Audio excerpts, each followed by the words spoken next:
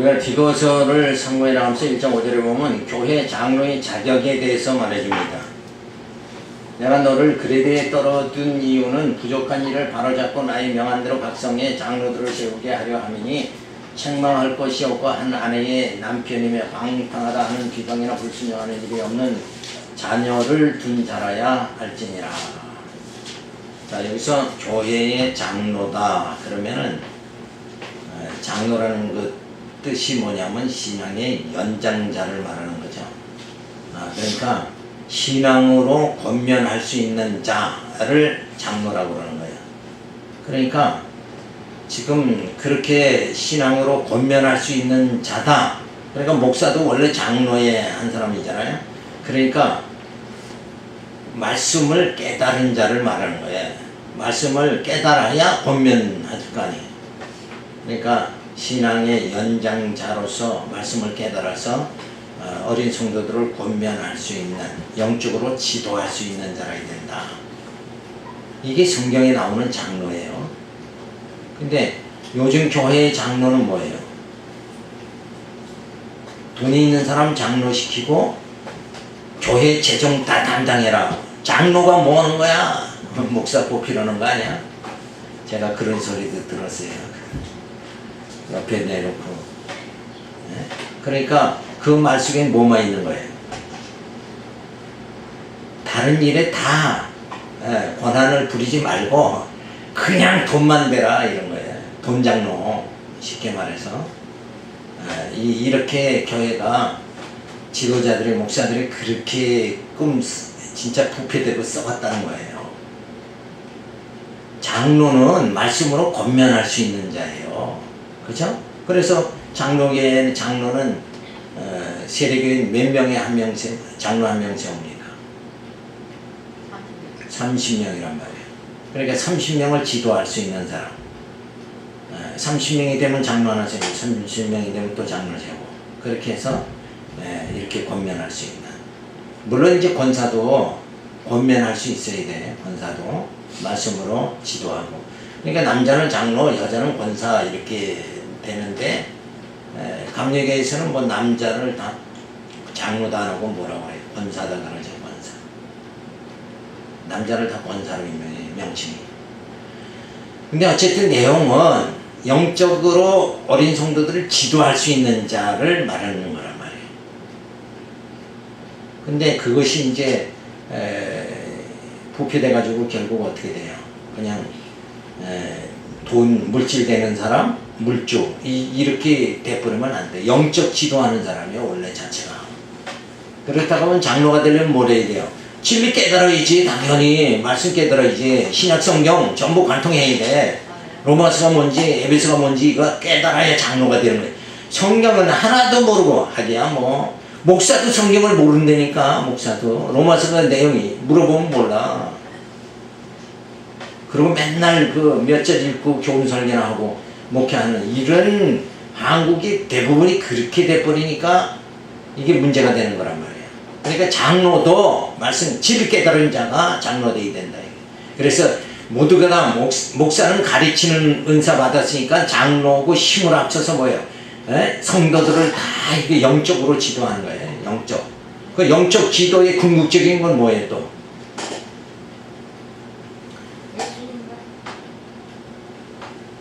영적 지도는 베드로전서의 내용은 뭐예요? 오전에 한 성도 생활의 기초. 성도 생활의 기초가 되도록 찬송하며 환난 중에 기뻐하는 생활을 할 수 있도록 장로가 돼서 영적 지도를 하는 게 장로단 말이에요. 근데 뭐 찬송, 환난 중에 기뻐하는 이 진리 내용을 모르니까 베드로전서 모르면 장로 돼요? 뭘 가지고 지도냐고. 뭘 가지고. 그냥 그러니까 뭐예요? 물주지. 성도들이요 저거 하면 뭐 수련회 간다 청년부 그러면 장로가 장로니까 수련회비 얼마 찬조금 얼마 이렇게 교회가.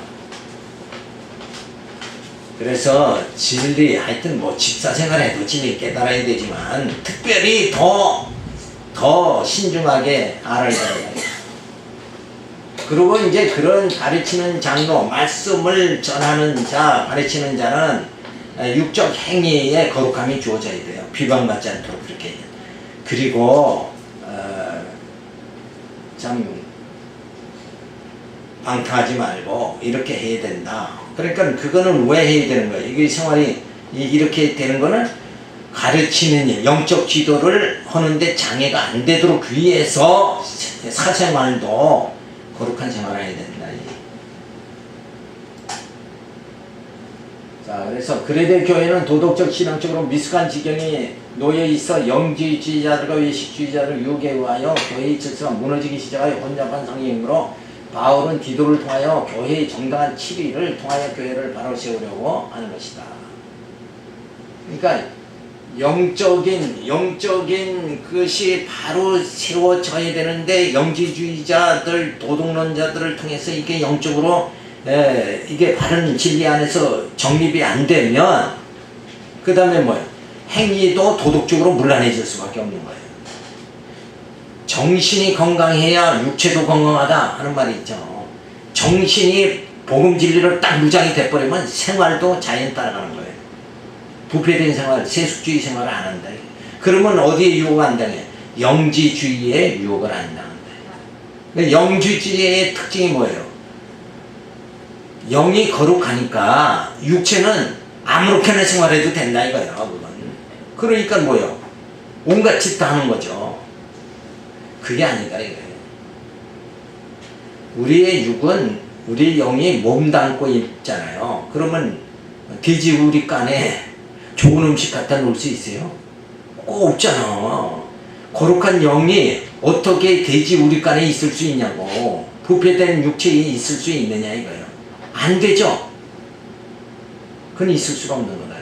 그러니까 영적인 지도자는 행위도 어때요? 행위도 믿음의 행위가 나와야 된다. 그런 말이에요.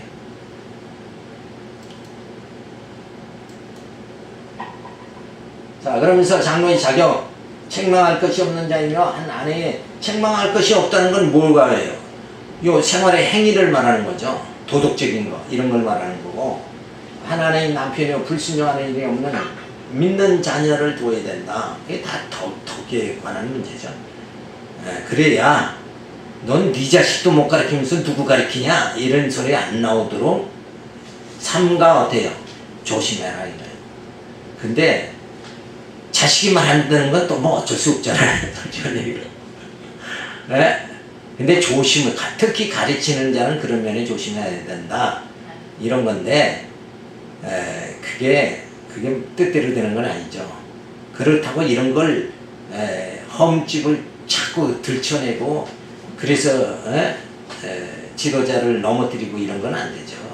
그거는 성도가 할 일은 아니에요. 하나님이 치리야 하는 거지. 그래서 어떤 사람들은 그래요. 아, 목사가 이혼했으면 강단에 설 수 있어요? 없어요? 못 쓴다. 이게 일반적인 생각이잖아요. 못 쓴다. 근데 사실 따지고 봐요. 자, 목사들이 진리 전하면서도 행위가 온전한 사람이 몇이나 있어요? 이혼도 마찬가지예요. 그건 육체의 일이야. 잘 생각을 해야 돼요. 그러면은 그러면 이혼을 정당화시키는 거 아니냐? 정당화시키는 건 아니에요. 부득이 할 수 없을 땐 이혼해라, 이혼장 줘라, 성경에도 있잖아요. 그러니까 일부러 하면 안 되지만 어쩔 수 없는 경우, 그러면 목사가 이혼했다고 말씀 안 전합니까? 전해야 되지. 근데 그의 사람은 행위를 보지 말고 그분이 어떻게 믿음이 얼마나 있느냐, 진짜 온전한 믿음으로 가르치는 자냐, 성경을 진짜 어떤 때는 그분을 존경하고 싶어요.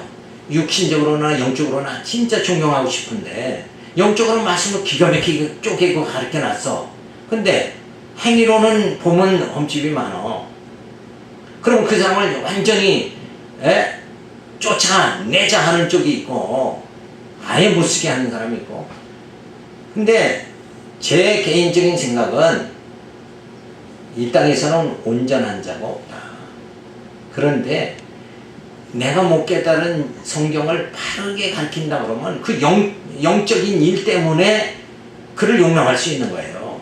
그렇다고 해서 그 육체의 모든 것을 갖다가 그걸 인정하자 이런 뜻은 아니고, 그죠? 근데 그런 거를 우리는 무던히 참고 하면 그 지도자를 치리하시는 분은 누구냐? 하나님이 또 하셔. 결국은 다윗이 우리아의 아내를 범했잖아요. 근데 영적으로는 어때요? 육체적으로는 범했지만은 영적으로는 뭐예요? 다윗만큼 하나님을 섬기고 하나님 중심 신앙 사상을 가진 이는 이 땅에 없어요. 다윗만큼. 근데 그걸 빌미로 해서 뭐예요? 그런 일을 하니까 하나님이 그냥 아들로 해가지고 완전히 개망신 당하죠. 근데 나중에 어떻게 해요? 하나님이 회복시켜 주잖아. 그러니까 이 땅에서 육신의 허물은 하나님이 꼭 보면은 받을 거 받게 하고 용서 하나님이 해주신다. 근데 그거를 징치하는데 내가 앞장서면 안 돼요. 그죠? 목사들 징치하는데 앞장서면 안 돼. 근데 제가 목사라 그런 말 하는 게 아니라 모든 집사하고 권사하고 사실은 하나님이 한 바퀴 돌려. 그러니까 그런 면에 그 행위에 중요한 게 아니라 저분이 믿는 진리가 나와 같은가, 진짜 바른가, 이게 더 중요해요. 육전적인 행위보다는. 육체로 진짜 사랑이 없고, 깍쟁이고, 이권 밝히고 이래도 얼마나 성경을 잘 해석을 해놓고 딱 했어요. 그러면은 우리가 그런 육체의 허물은 용납할 수가 있어야 된다. 그런 게 이제 생각하는 거고, 어쨌든 바람직한 건 뭐예요? 장로 가르치는 자는 책망할 곳이 없어야 된다. 다윗이 우리아의 아내를 범하고 나단 선지자가 다 들춰내죠. 그 다음서부터이 중요한 거예요. 그 다음에 다윗이 어떻게 했어요? 그냥 눈물 흘리며 회개했잖아요. 근데 그렇지 않고 정당 방해하고 끝까지 요거 자기를 정당화하는 사람이 있다 이거요. 죄를 회개하지 않고. 다윗이 그래서 훌륭한 거예요. 그러니까 하나님은 우리의 행위의 완전함을 바라는 게 아니라 회개하는 자, 그죠? 내가 죄인이로서다 하는 자를 하나님 기뻐한다. 자, 어쨌든 이렇게 장로 선임의 필요성은 영지주의자들의 유혹을 믿음이 약한 자들이 유혹당하고 요동하기 때문에 장로가 있어야 된다. 그러니까 말씀을 잘 가르치는 자가 있어야 그래서 교회가 세워진 거 아니에요? 교회가 세워지고 강단에서 바른 복음적인 말씀이 선포되어져야 모이는 사람들의 복음신앙을 갖게 된다. 그래서 교회가 세워지는 거예요. 자, 그러면서 정당한 치리를 해서 유혹당하지 않게 하는 거죠. 교회의 영적 질서를 유지한다. 자, 그래서 장로의 자격은 책망할 것이 없고 책망할 것이 없는 자가 되어야 돼요. 요거는 그 장로 임직할 때만 책망 없는 거 요걸 계산하는 게 아니라 장로가 되고 나서도 책망할 것이 없는 자로 살아가야 되는 거예요. 그렇죠? 그러니까 자꾸 이 육적인 그 감정, 그죠? 이게 기복이 심으면 안 돼요. 지도자는 그냥 뭔 얘기 들으면 강단에서 그냥 꽂아버리고 그렇게 거예요. 어디 가서 얘기를 들으면은 그냥 구역 예배에서 있던 일을 그냥 강단에서 딱 이렇게 하고, 그게 난 목사가 그런 분들을 이해를 할 수가 없어. 그래서 그냥 성도들이 싫어하고 이런 거 보면 왜? 자기 사생활이 결국 어때요? 강단에 의해서 막 온 성도에게 공개돼 버리고 마는 거예요.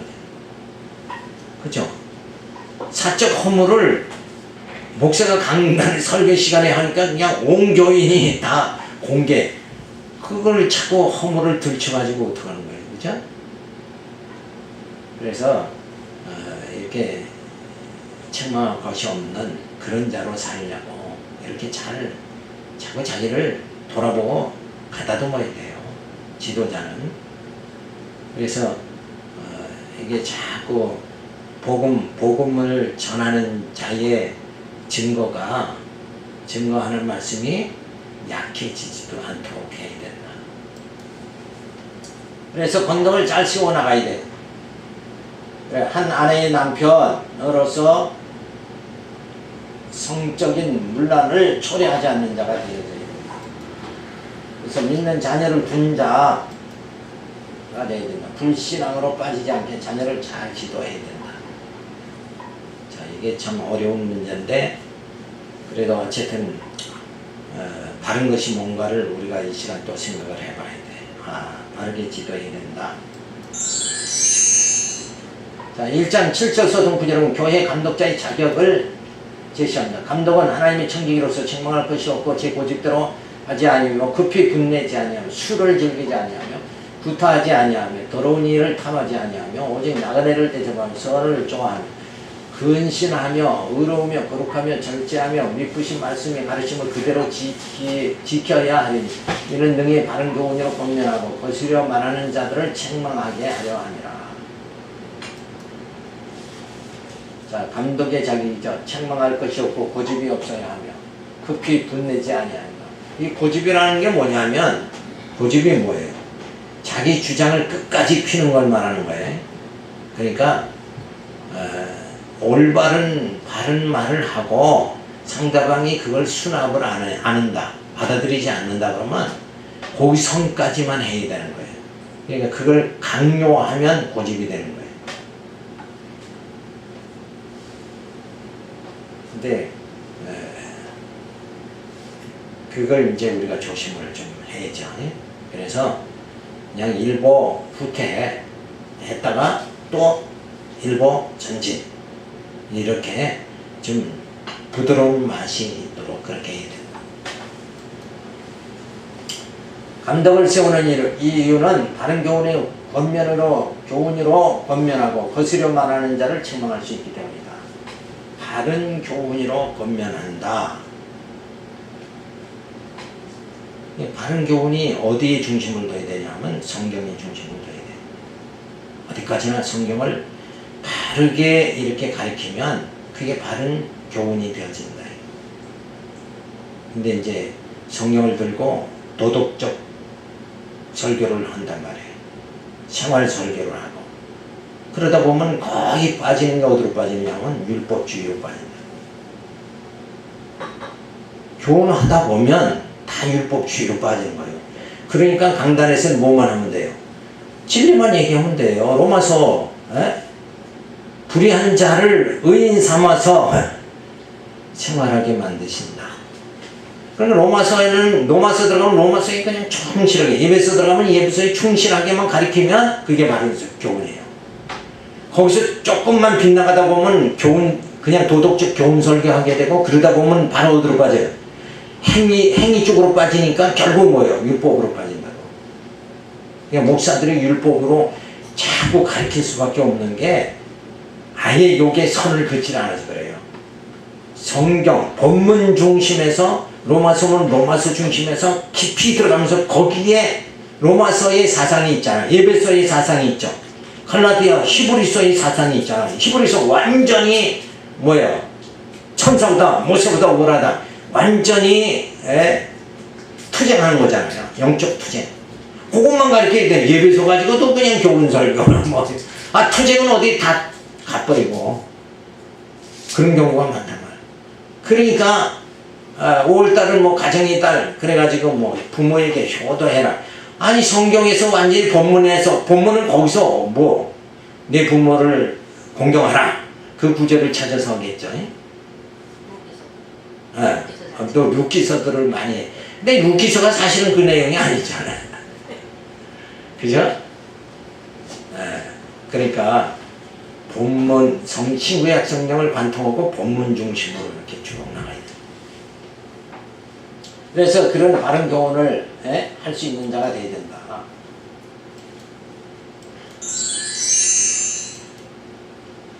자, 감독의 자격입니다. 책망할 것이 없는 자 되어져야 된다. 그러니까 요 책망할 것이 없는 자, 제가 지난 날을 생각하면은 목사들이 이렇게 대부분이 뭘 얘기하냐면 행정을 그렇게 얘기를 한다. 그죠? 그러면은 빗나가기가 쉬운 거예요. 정치적으로 자꾸 이렇게 하지 말고. 그러니까 강단에서는 그냥 성경만 잘 가르치면 되는 거예요. 다른 얘기 할 게 없고. 왜 이렇게 다른 얘기들 하는지 몰라요. 성경을 가르친다고 꼭 예화를 들어. 예화 들으면 구약을 예를 들으면 되잖아. 신약 가르칠 때 구약 얼마나 좋아요. 그냥 아브라함, 다윗, 또 요셉, 또 야곱, 이분들만 등장시켜가지고 그 가르치면은 예화가 다 되는 거예요. 성경 예화는 그거 외에는 아직 그거는 아브라함의 일생, 야곱의 일생, 이거는 우리가 성경을 봐서 늘 알잖아요. 그러니까 야곱 그러면 거기서 교훈이 되면은 실제감이 다가온다고. 그렇지 않아요? 기생 라합 그러면 다 다가오잖아요. 그렇게 해서 예화를 써야 되는데 다른 예화, 세상 예화를 자꾸 들으니까 문제가 되는 거예요. 자, 그래서 책망할 것이 없는 자, 만약에 강단에서 영이 안 맞는 자 나가라. 그럼 그건 진리하고는 거리가 먼 거예요. 그건 영이 잘 되고 안 되는 건 하나님이 아시는 거지 목사가 뭘 어떻게 잘 알아. 그죠? 또 그런 엉뚱한 얘기하는 거, 그런 책망할 것이 없는 자가 되되 건덕을 잘 세우는 고집대로 하지 않는 자. 또 지도자의 가장 큰 약점이 뭐냐면 이 고집이에요. 고집. 인간은 지도자가 아니 누구더라도 자기 뜻대로 하려고 하는 거. 이게 고집. 거기서 고집이 나오는 거죠. 꼭 뭐가 적으면 마음에 안 맞으면 또 특히 목사들은 강단에서 막 이렇게 저렇게 얘기를 해서 자기 뜻에 쫙 끌고 가려고 하는 거. 이게 아니에요. 그거는 성도들을 다 뭐 만드는 거냐면 노예 만드는 거예요. 노예. 우리가 원래 죄의 종이라 그렇게 살았잖아요. 탐욕의 종료로 살았잖아요. 근데 또 세상에서 사람 종 또 만들고 이렇게 하면 안 돼. 그냥 진리가 말씀이 깨달아지면 이성이 밝아져서 다 스스로 판단해서 이건 내가 자원하는 마음으로 해야 되는 일이구나. 이걸 알게 된다니까. 그러면 거기서 기쁨이 나와서 주의를 하게 된다. 그래서 해야지 명령해서 그거 다 주장해서 이끌어 나가려면 나가면은 목적을 달성해도 그건 괴로운 거예요. 지도자도 기쁨이 없는 거예요. 자, 그래서 하나님 뜻과 자기 뜻을 분별할 수 있는 자가 되어야 된다. 자기 뜻으로 할 때는 고집이 나오죠. 근데 하나님의 뜻으로 할 때는 고집 나오질 않아요. 왜? 손해를 봐도 하나님이 손해니까. 그죠? 내가 손해 안 당하는 거니까 고집이 안 생긴다. 자, 그래서 급히 분내지 않는 자. 그래서 감정적인 사람 판단력을 상실하게 되죠. 그래서 감정보단 지성이 앞서야 되는 거예요. 진리 깨달아서 그 다음에 행동이 나가야 돼. 진리 깨닫지 못하면 아무것도 하지 말아야 돼. 하는 것마다 죄밖에 터져요.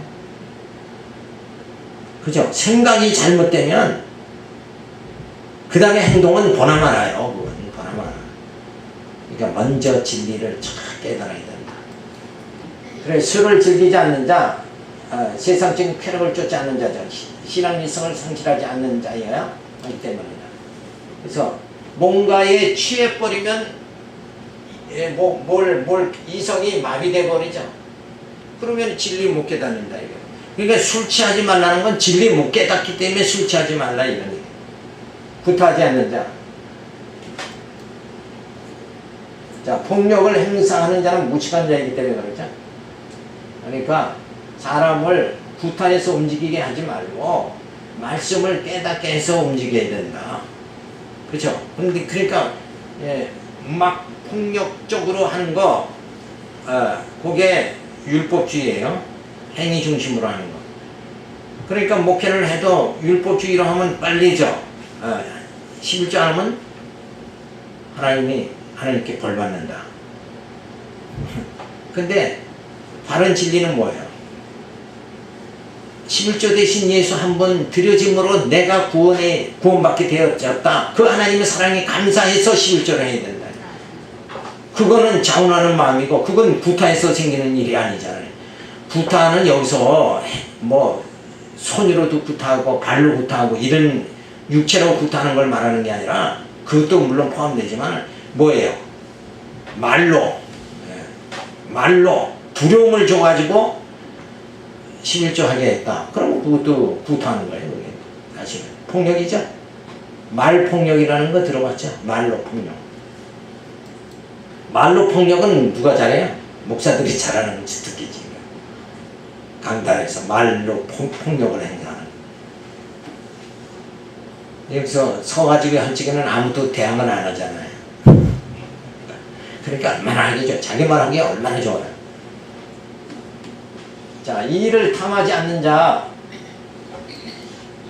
자, 뇌물을 먹는 자는 이를 바르게 처리하지 못하죠. 이를 탐하지 않는 자. 그렇게 되어져야 된다. 자, 그래서 진짜 우리가 지도자, 감독자가 된다 하는 것은 이러한 자격을 갖춰야 된다. 근데 이게 잘못 빗나가는 이유는 말씀이 중심이 안 되고, 말씀을 정해서 영적으로 내게 붙여지는 성도를 말씀을 가르쳐서 속사람이 잘하게 해서 그 영생에 이르도록 구원받게 해야 된다. 여기에 목회자가 중점을 두면은 되는 거죠. 근데 이권이 앞서면은 가진 방법이 다 나오게 돼요. 고집도 나오고, 그죠? 주장하는 것도 나오고, 다 탐욕도 나오고, 다 나오는 거예요.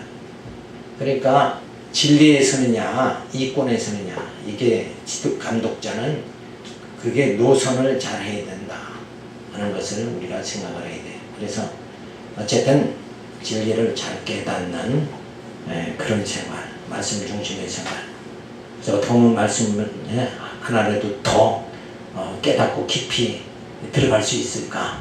이걸 마음에 늘 소원하는 그런 마음으로 사시면 이렇게 빗나간 모든 게 뭐예요? 나오질 않게 되죠.